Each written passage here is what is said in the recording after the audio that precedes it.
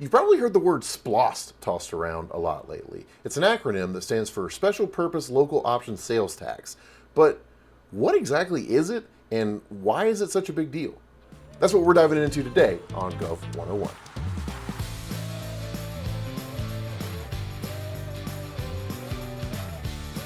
The Special Purpose Local Option Sales Tax, also known as SPLOST, is a 1% sales tax on all purchases made in Chatham County.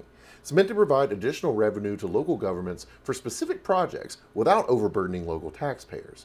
Since SPLOST is a sales tax, that means that visitors who don't pay property taxes can also contribute to local improvements. According to a study conducted by the Savannah Area Chamber of Commerce, over 40% of every penny collected through SPLOST comes from people who live for more than 50 miles away from Chatham County. We've enjoyed the benefits of SPLOST since the state first made the additional sales tax legal in 1985. They voted to pass the tax in every single continuation vote since, generating over $2.2 billion in revenue. That money has funded roads, drainage, recreation, economic development, and civic projects, many of which are enjoyed daily by Chatham County residents. But why do we have SPLOST? Many of the SPLOST projects you'll see on the website we've linked in the description are critical infrastructure. We're talking drainage upgrades that keep properties from flooding, road improvements that not only reduce traffic but increase road safety as a whole, buildings that house government services that are not simply amenities but required for the functional democracy that we enjoy. Bottom line, these projects have to be funded. Either way.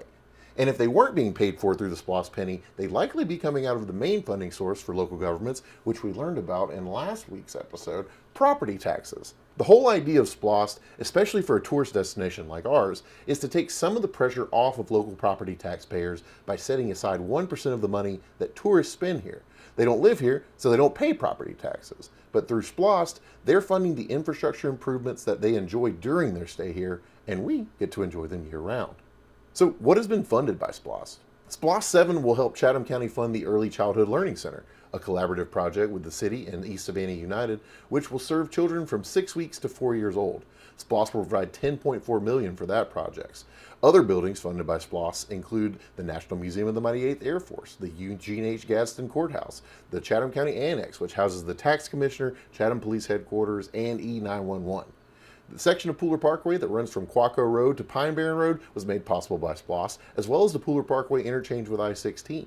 SPLOST provided enough funding to leverage the Georgia Department of Transportation to provide over $4 million in funding for that project. SPLOST has also funded parks, including improvements to L. Scott Stell Park, Mother Matilda Beasley Park, and Lake Mayer.